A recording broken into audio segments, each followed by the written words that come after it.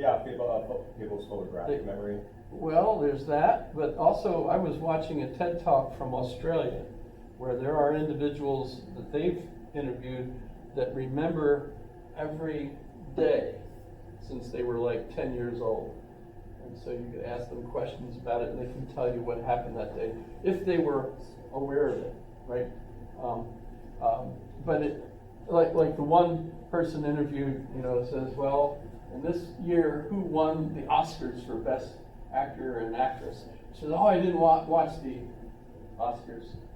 But she did learn who won, so even though she didn't watch the Oscars, she knew who it was that won the Oscars that year, and she remembered them, and remembered what date it was a Friday, et cetera, et cetera.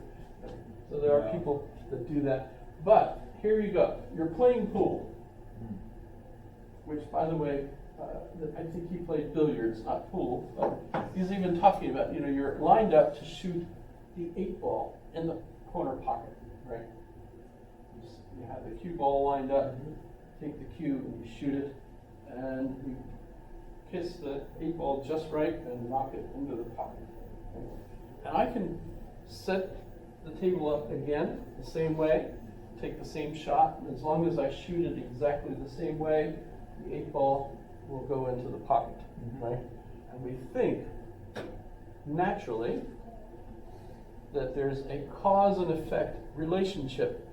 In fact, that there's something necessary about the cause and the effect, such that when this cause or this event occurs, the effect necessarily follows, right?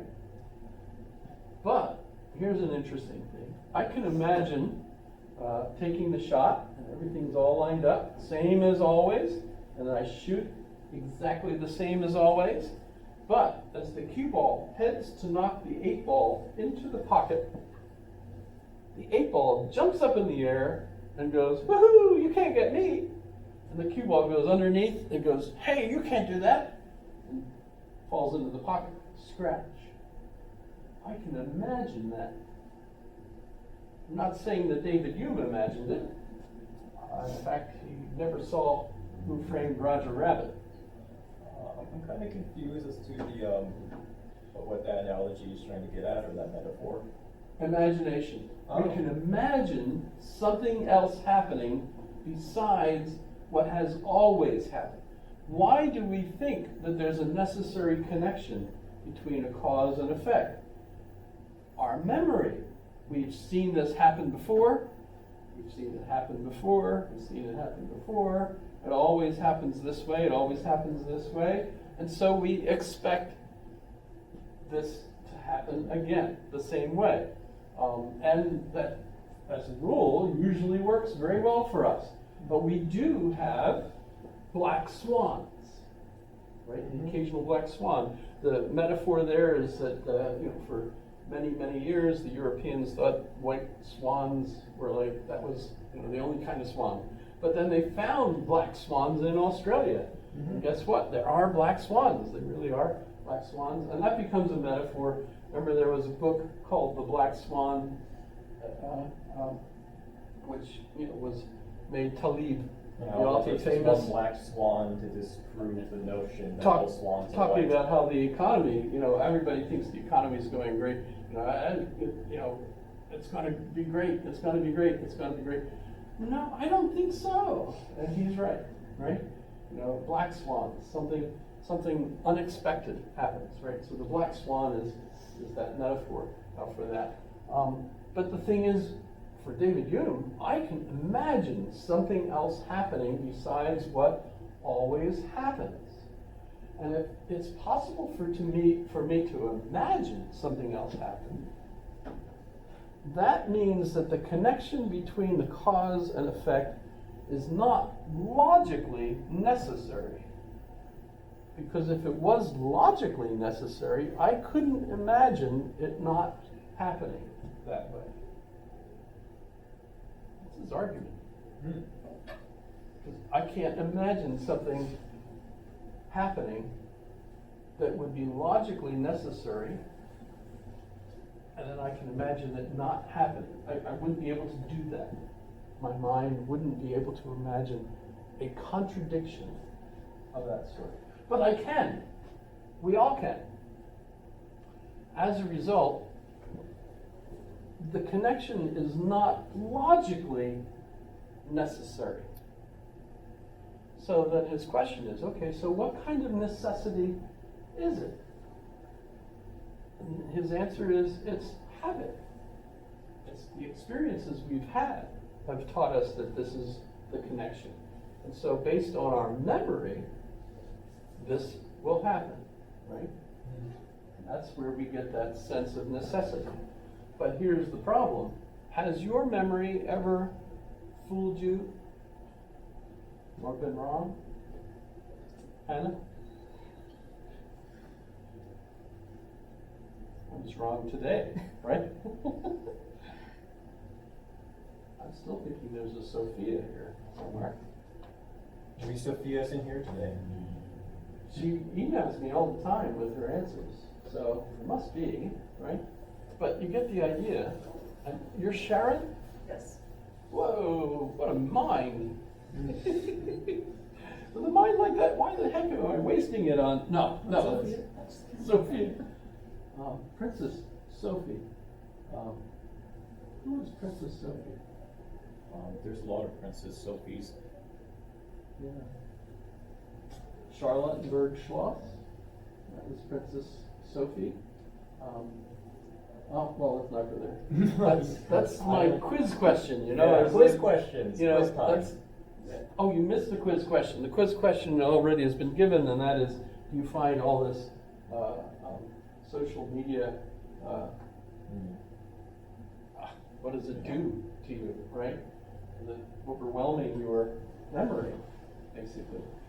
Well, in this line of argument, though, Hume points out, no, we do misremember things. Our memory screws us up every once in a while. Everyone has that happen.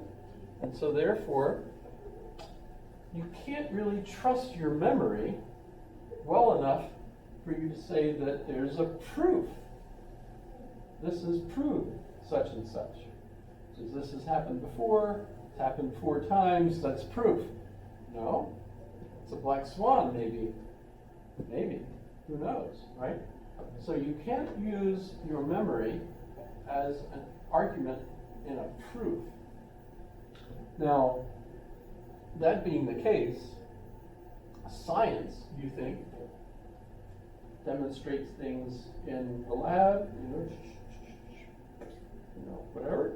Well, why do I think that this is a demonstration? Because I remember it happening this way before. I remember it happening this way. I've even written it down, etc. But that's not necessarily a proof, though. Proof in science is always reserved to the mathematical. When did that happen? That happened thanks to David Hume. Mm-hmm. Yes, today we don't think science proves anything.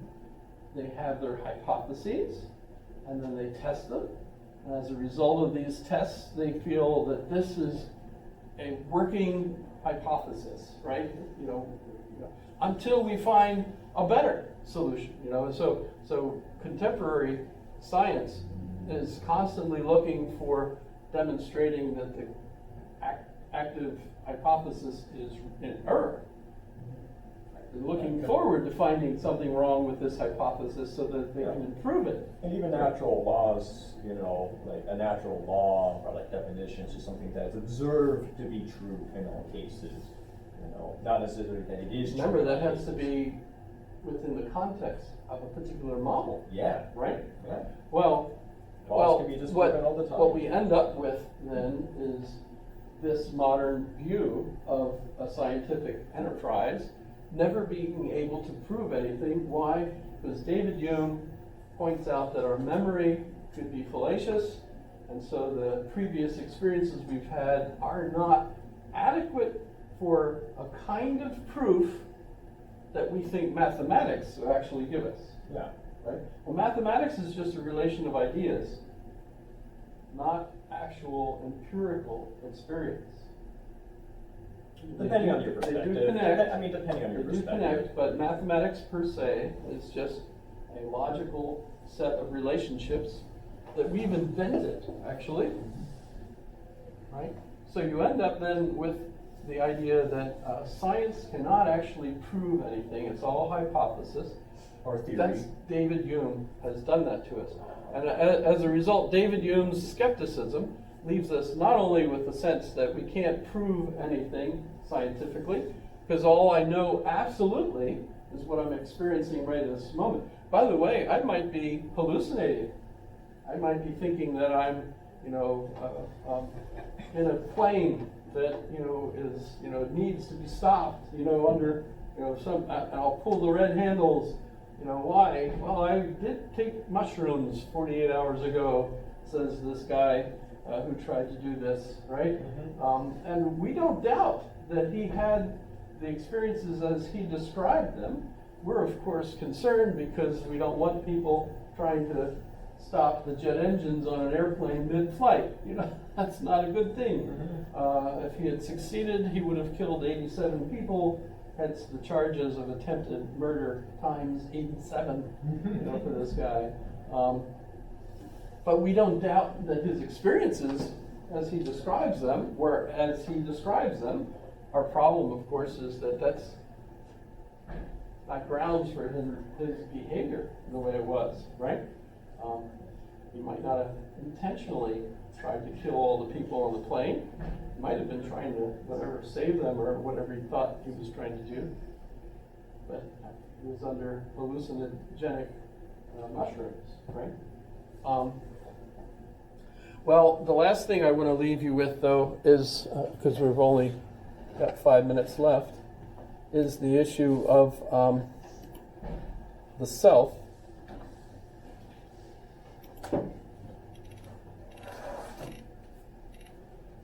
Because how do I know that I'm a persistent self? I mean, I've talked about, what relations this uninterrupted progress of our thought. I think of myself as having, now, by the way, he points out, when we sleep, we're not existing. I've got my face to the wall for me, so that I'm not even seeing me, right, while I'm sound asleep. And by the way, this is also a point at Descartes, where Descartes says, I think, therefore I am. And what Descartes means by that is pretty clear, a persistent self. The I, for Descartes, is a persistent self, that I exist. I can't doubt that I exist, et cetera, et cetera, et cetera. Hume points out that, well, wait a minute, okay, not only is the tree falling in the forest with no one there to hear it, but there's no one there to see the tree fall. What tree are you talking about? What self are you talking about, Descartes? I know I'm a self. And he asks, what sensual input or experience leads you to think that you have a persistent self? Everything I think about, he says, are specific experiences, sensory stimuli from different, inputs and things. I never actually see a self that persists over time. I'm just a chain of these impressions, right? And as a result, I have no idea that there's such a thing as a particular self. That the true idea of the human mind is to consider it as a system of different perceptions or different existences. I've talked about this a little bit before. Remember, I talked about Doug Hofstadter's I Am a Strange Loop, right? I think I mentioned Thomas Metzinger in his book, Being No One, because we obviously mean socially, we are social selves, and yet at the same time, there's no grounds for us to think that we have a persistent social self. And the end result of that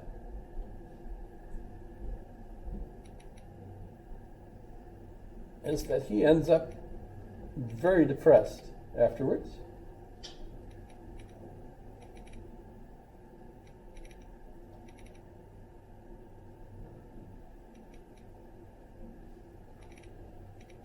I'll have to leave this, I guess, for you to find in this text here. Of course, now we know that when you do Just go to torn. sleep, the brain is still like, there's still like a continuance, it's just the mind enters like basically just almost like a state of dormancy. I know that's not the most scientific way of describing it, but yeah, it's not like the mind just turns off.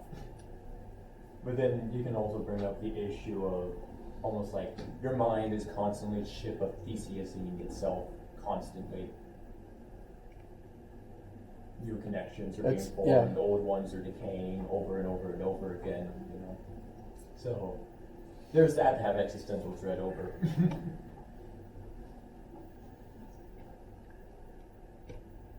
So where reason is lively and mixes itself with some propensity ought to be assented to. Where it does not, it never can have any title to operate upon us. But so I must confess that philosophy has nothing to oppose to them, etc. I have to suggest you take a look at the end of this section because here. So he's determined necessarily to live and talk and act like other people in the common affairs of life, but notwithstanding that my natural propensity and the course of my animal spirits and passions reduce me to this indolent belief in the general maxims of the world, I still feel such remains of my former disposition that I am ready to throw all my books and papers into the fire and resolve never more to renounce the pleasures of life for the sake of reasoning and philosophy. For those are my sentiments, and that splenetic humor which governs me at present, I must yield to the current of nature in submitting to my senses and understanding, and in this blind submission I shew most perfectly my skeptical disposition and principles. So even though he's a skeptic, and feels like you have no grounds for arguing that you have a persistent self, he's certainly going to continue living as if he does. So that philosophical skepticism is really aimed at philosophers thinking that they've demonstrated something. And what he feels he's done is demonstrated that they haven't demonstrated anything. In fact, that they can't demonstrate anything because of this dilemma, right? And so Immanuel Kant, I gotta shut up, shoot. But Immanuel Kant wakes up from his rationalistic slumbers when reading this book. He tries to answer this question, coming up with an explanation for the synthetic a priori. So that's where we'll go on Wednesday. So don't be too depressed. Well, I mean, you could be rationalistically depressed. If you can't prove that you're a self, wonder about what makes you think that you are a self. Have a hint: social construction. You've always been told you were a self. You have a social security number. How could you not be a self? Just like the worst example of being a self ever. Wait It's just until you reducing start self to collecting number. social security. Well, hopefully you will. No. I mean, in the eyes of the state, yeah, that's pretty much it. No identification, no number, don't exist. There are people that